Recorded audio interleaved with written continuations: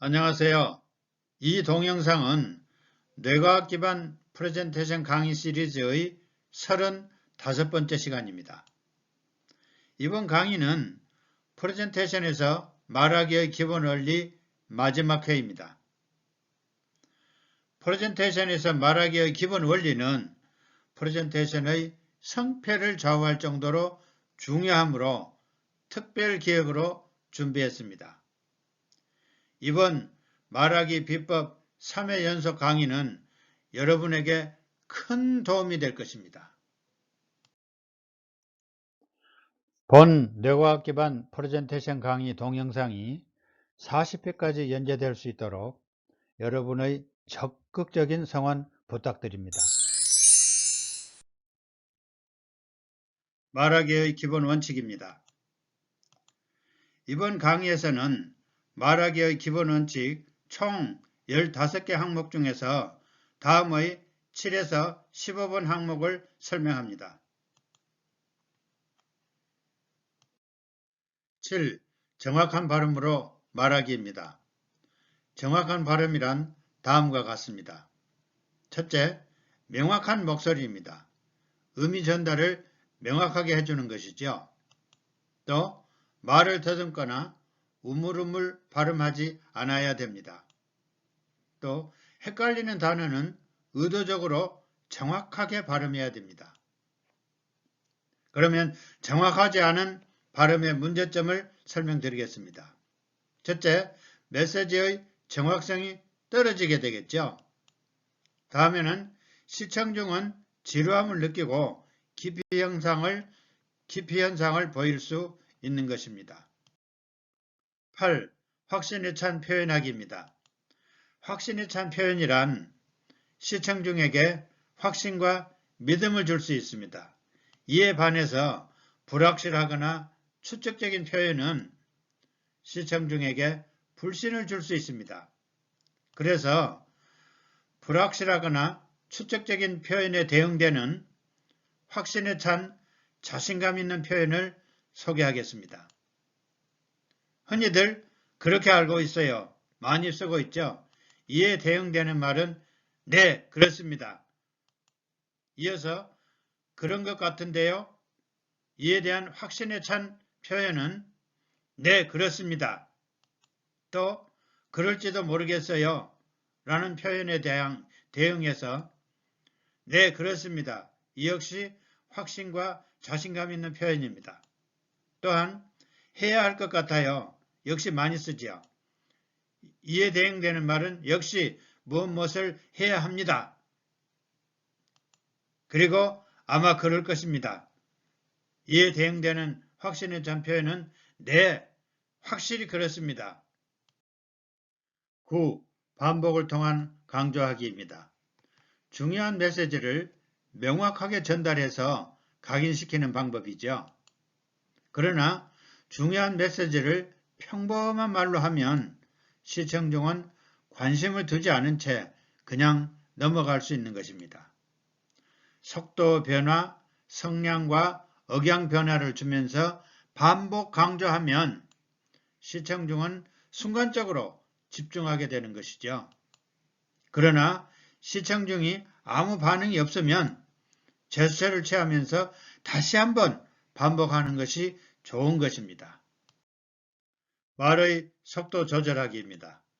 말의 속도 조절이란 내용의 중요 여부에 따라서 조절해야 하는 것입니다. 중요한 내용의 경우에는 천천히 신중하게 말해야 합니다. 또 중요치 않은 경우에는 빠르거나 보통 속도로 말합니다. 그러나 누구나 긴장하면 일반적으로 말이 빨라지죠. 이 점을 유념하기 바랍니다.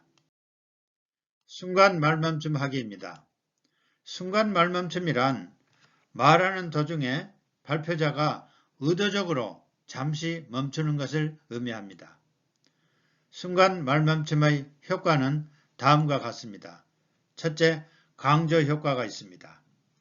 중요한 내용의 강조를 위해서 순간 말멈춤 방식을 적용하면 시청 중의 집중력을 높이고 기억에 남도록 도울 수 있는 것입니다.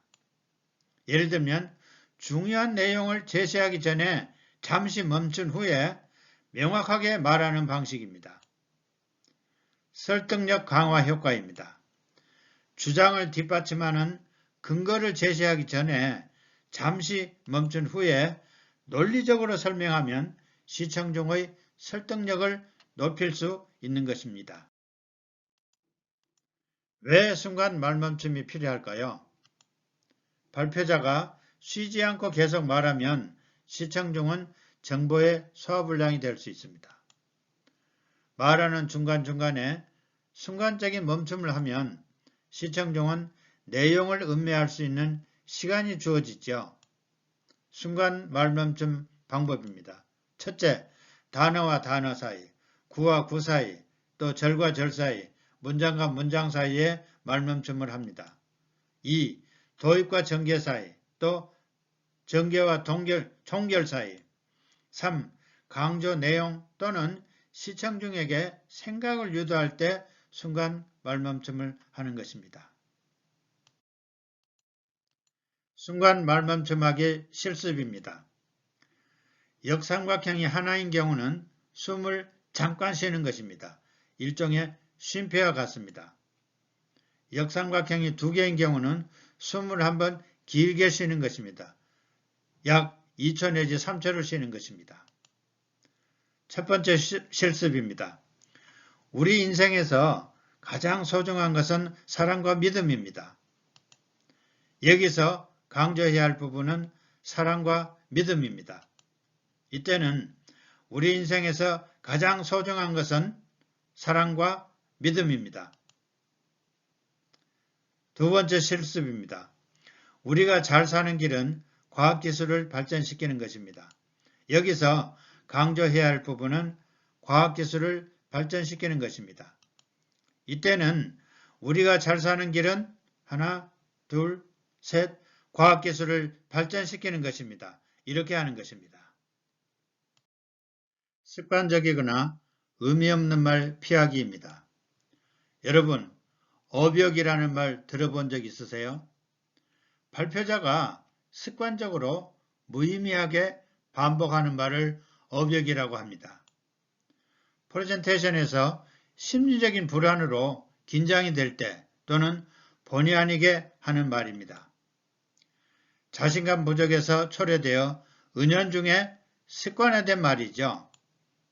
그래서 1분당 6회 이상이면 증세가 시작된 것으로 얘기하며 1분당 10회 이상 반복되면 어벽이라고 합니다. 예를 들면 아, 에, 또 끝으로 오케이, 웁스 등이 여기에 해당이 됩니다. 어벽의 문제점입니다. 이 어벽은 발표자의 신뢰를 떨어뜨릴 수 있습니다. 시청 중은 지루함을 느끼게 되고 집중력이 감소될 수 있습니다. 어벽을 치료하는 방법입니다. 휴대폰의 녹음 기능을 활용해서 5분 동안 말하는 것을 녹음합니다. 이 녹음된 음성 녹음을 들으면서 연습할 때마다 횟수를 카운트하여 수를 줄이도록 하는 것입니다. 이 같은 녹음을 반복하여 그 수가 1분당 5 미만이 될 때까지 계속해야 됩니다. 고운말과 표준어 사용하기입니다. 고운말이란 듣기에 상냥하고 부드러운 말을 말하죠. 또 바른말, 알기 쉬운 말입니다. 프레젠테이션에서 사용하는 말은 첫째, 고운말과 표준어라 해야 됩니다. 또 존댓말입니다. 유치원생은 물론 직급이 낮은 사람들에게도 존대를 해야 됩니다. 프레젠테이션에서 금기시하는 말입니다. 은어, 저속어, 쌍소리, 토속적인 사투리 등은 금기시되는 것입니다. 14. 감정 표현하기입니다. 말하기에서 감정 표현하기란 단순히 감정을 말로 표현하는 것을 넘어서 목소리의 톤, 속도, 강약, 표정, 몸짓 등을 통해서 자신의 감정을 진솔하고 효과적으로 전달하는 것을 의미하는 것입니다. 말하기에서 감정 표현의 중요성은 다음과 같습니다. 첫째, 공감 형성입니다. 감정 표현으로 시청중과 공감대를 형성하고 메시지에 대한 이해도를 높일 수 있습니다. 다음에는 설득력 강화입니다. 진심 어린 감정 표현은 시청중을 설득하고 의견에 동의하도록 유도하는 데 효과적입니다. 마지막으로 기억력 향상입니다. 감정이 담긴 메시지는 시청중의 기억에 오래 남는 것입니다. 프레젠테이션에서 아주 좋지 않은 표현입니다. 지나치게 예의를 차린 표현은 오히려 역효과입니다. 또 단정적이지 않은 표현은 명확하지 않거나 오해의 소지가 있거나 객관적인 근거가 부족한 표현을 의미하는 것입니다. 또 자신감의 결여로 인식되기도 합니다. 애매모호한 표현은 자신감 없음으로 인식 가능합니다. 의미가 명확하지 않거나 해석의 여지가 많아서 오해를 불러일으킬 수 있는 표현입니다. 예를 들면 점점점이 된다고 보시면 좋겠습니다. 점점점이라고 보시면 되겠습니다. 와 같습니다.